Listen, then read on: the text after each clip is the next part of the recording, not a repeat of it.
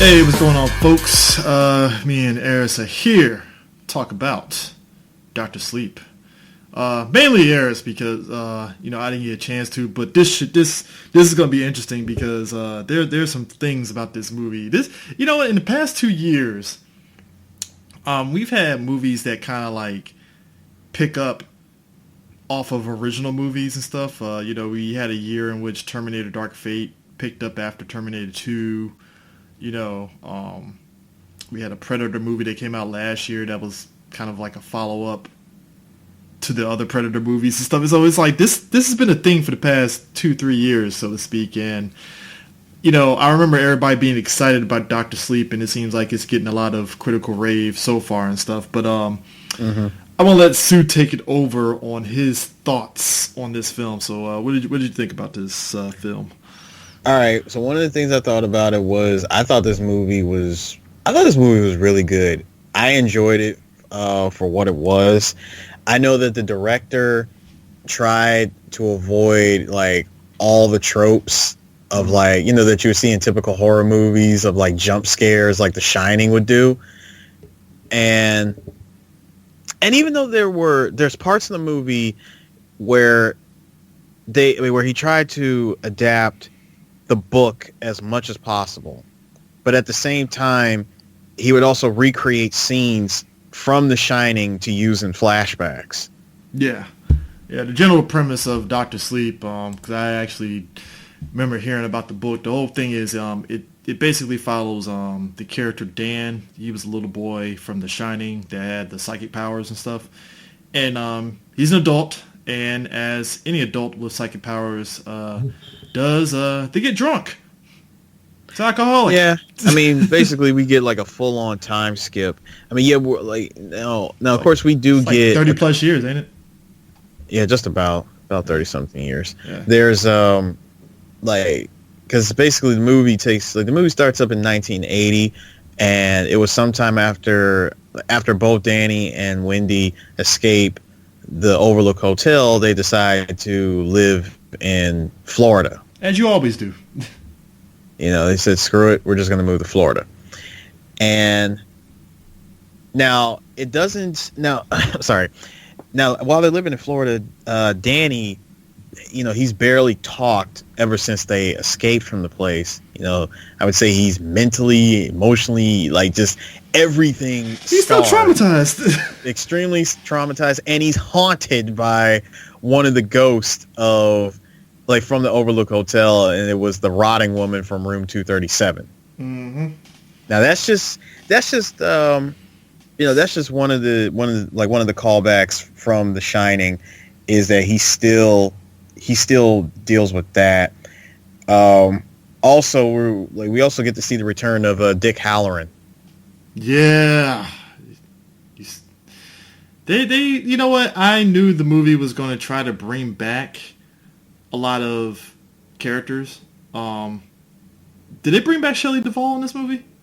No, they didn't bring her back. I don't know if you got a chance to see it. They got the actress. Hold on, let me see if I can find her name. I'm looking at it. I think it's Alex Esso that's playing Wendy. Yeah. Now, what I liked about her, I did like how she played Shelley Duvall's character. I mean, she even tried. I'm not going to say she copied. I won't say that. I would say that she embraced like Wendy's mannerisms, like the way she talks, the way that she moves. She did that like spot on. Yeah. For a moment, I almost thought that was Shelley Duvall in some parts. Yeah. In some parts of the movie, I was like, hold on, was that Shelley? And I'm like, no, it's Alex, so it's all good. What about Jack Nicholson's character? Does he pop up in this movie? So Jack Nicholson's character, no.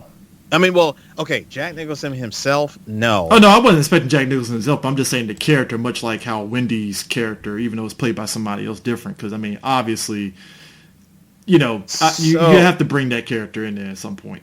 For one thing, Jack is mentioned a few times. Okay. And Henry Thomas, he plays the bartender at the Overlook Hotel.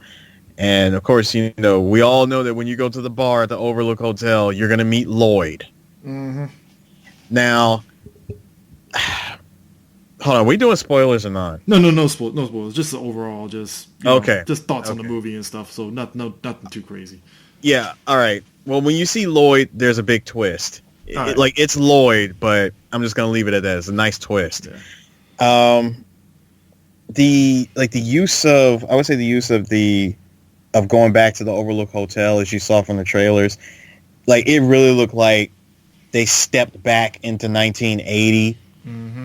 and you get to see how much the place has changed when 30 plus years had gone by. Yeah. And man, just all the effects that they use, like a lot of the astral projection that takes place in the movie, Yeah. particularly with this young, like with the new girl, Abra Stone. Yeah. She's also got she's Shining. she's got the Shining, and it's like a group of people. So there's a group of people who feed off of people who have the Shining, and that's pretty much the premise of this movie. Like a cult, basically. Yeah, they're pretty much like a cult. And the thing, the thing that was getting, I guess it was getting, I don't want to say it got to me like in a bad way. It wasn't in a bad way at all. I thought it was interesting that these type of people have been around, like. Yeah. Because I would look at it and go, well, how long have you guys been around? And have there been others before you, and then there's others like even after you? Yeah. Well, I mean, okay, so do you think the new girl in particular, I think you mentioned there might be a Terminator effect with her in this film, or do you think it's... Okay. All right. This was just my observation from like after watching it immediately. The moment I got done watching it, I said that this movie is going to suffer not necessarily a Terminator effect. I said that this movie is going to have the hypocrisy. The hypocrisy is going to come out from between these two movies. There's going to be big hypocrisy. See, whereas Terminator was all about passing the torch in a very unexpected way that you, the audience, would not see coming. The passing of the torch in this one, when it happens, I would say you'll accept it, and you'll more than likely be extremely happy, but you're not going to react to it the same way that everybody reacted to Terminator. Now, do you think it's just because of the property of The Shining and the fact that we haven't had any sort of Shining property oversaturation like the Terminator movies were? I think that also plays into it as well, because even though Stephen King tried to put out he put out the miniseries, which is supposed to follow The Shining closer to his book, Mm-hmm. as opposed to the Kubrick film. Yeah. Which again, he hates that movie. Which is weird because that's beloved by like damn near everybody. That's kind of weird. Yeah. But he genuinely hates that movie because, for one thing, Kubrick never read the book. I couldn't tell watching that No, movie. seriously, he never read it. I'm just saying, couldn't tell watching that movie. Could not tell. Yeah. But he but he decided to make to make the miniseries, and then he made the sequel with the actual Dr. Sleep book in 2013, I believe it was. Yeah. The movie, this movie, I believe it doesn't do anything wrong. It plays out very well. I don't see anybody trying to, the only thing I would see is people will look at this and they'll go, you're going to love the character, but you will also, like, if you went and saw Terminator, you're going to flip it and be like, no, I still hate what happened to XYZ character, and I can't believe they did that. I can't believe they did that. But both movies pretty much give you nearly the identical turnout. Yeah. That was just my gripe. My gripe was just that I'm anticipating hypocrisy when everybody sees this movie. Oh yeah, I figured as much and stuff. I mean, but that's to be expected in a situation like that because it's like, because my thing is this, like, I don't, these going by the trailers, I don't think the little girl was going to come across annoying, so maybe that plays a part into it. And she doesn't. She doesn't come across as annoying. She doesn't come across. If anything, she's just as strong as another character from another franchise, from another movie. Not going to say who, but she's also a very strong character. So how was the camera work in? Camera work was definitely very well done. I love the cinematography. There was a lot of recreated shots. Hold on, what's his name? Michael. Yeah, Michael. Was it Mike Flanagan? Well, no, that's not his name. That's a director, but No, I'm talking about the cinematographer. Was it Michael Famognari or something like that? Yeah, him as a cinematographer, he did a very, very good job with the recreated shots. Again, you get a lot of callbacks, many callbacks. I mean, was there? Okay, so here's my thing. My thing with horror movies and suspense movies. I always hate that when they have scenes in the dark, you can't see shit. There's that. In fact, there's one particular part, and I'm not gonna lie, this is extremely creepy. But the part where, I would say the part where where they show stuff that happens in 100% darkness. Mm-hmm. It's when they recreated the scene of Danny riding his trike through the hotel hallway. Oh, like the original movie. Yeah, he does. It's just like the original movie. In fact, that's how the movie starts out. The movie starts up with a flashback to the scene of Danny riding his his tricycle. Now, I thought that he was going to be riding his tricycle and we were going to see the twins, but no. Instead we actually see a better shot of him riding his trike, and he comes across room 237.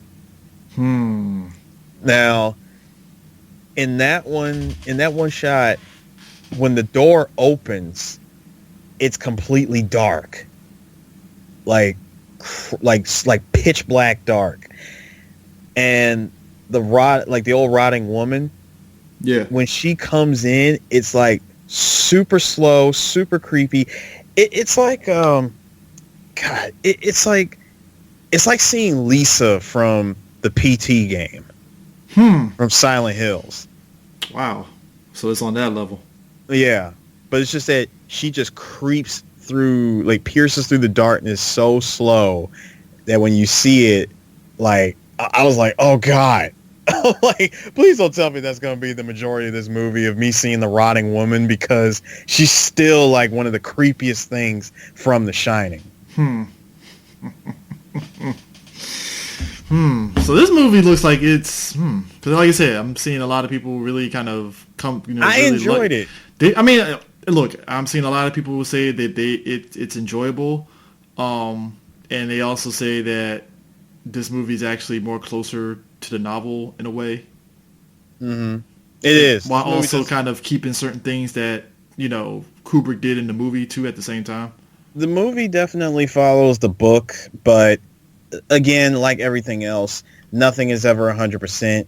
But this is one of the reasons why the movie takes as long as it takes. This movie is 152 minutes, and it's because you're trying to stay as close to the book as possible, while at the same time throwing in a bunch of new stuff as well. Because there's stuff in this movie that does not take place in the book. I mean, do you feel every minute of this movie though? Yeah, I did. Was it in a bad or good way? Oh, it was in a good way, because I wanted to see where this goes, because they kept injecting all these callbacks to the Overlook Hotel. I knew, because of the trailer, that the third act was going to be them going back to the Overlook, and all I wanted to know was, how did we get to this point? That's all I want to know. How do we get to this point? Because you already gave it away in the trailer that you mentioned the Overlook Hotel, and we see them clearly there. So how do we get to this point? And the movie takes its time explaining that because again, you're going by the book while at the same time throwing in some surprise twists and turns. And believe me, there's a lot of twists and turns that take place, and it's like, holy crap, this was awesome. Cliff Curtis, he was he was good. Cliff Curtis was good in the movie. You got a couple of parts that's gonna make you laugh. And as expected, because yeah. you need some laughter and levity in this movie. Yo, time out though. How was Carl Lumbly? Hold on, Carl Lumbly. I'm trying to remember. I think he was the cook. Oh yeah, that's right. Carl Lumbly as Dick Halloran, dude. Okay, again, I love when people take when they take their inspiration, they draw their inspiration from the original actor who play, or actor or actress who played the character that they're playing. He really did do his best, Scatman Carruthers.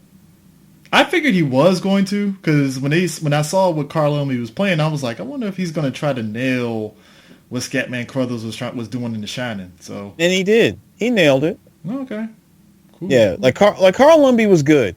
Like, I enjoyed him. In fact, you see a lot more of him in the movie than you saw Scatman Carruthers in the original Shining. That's actually pretty cool. What about our boy Bruce Greenwood?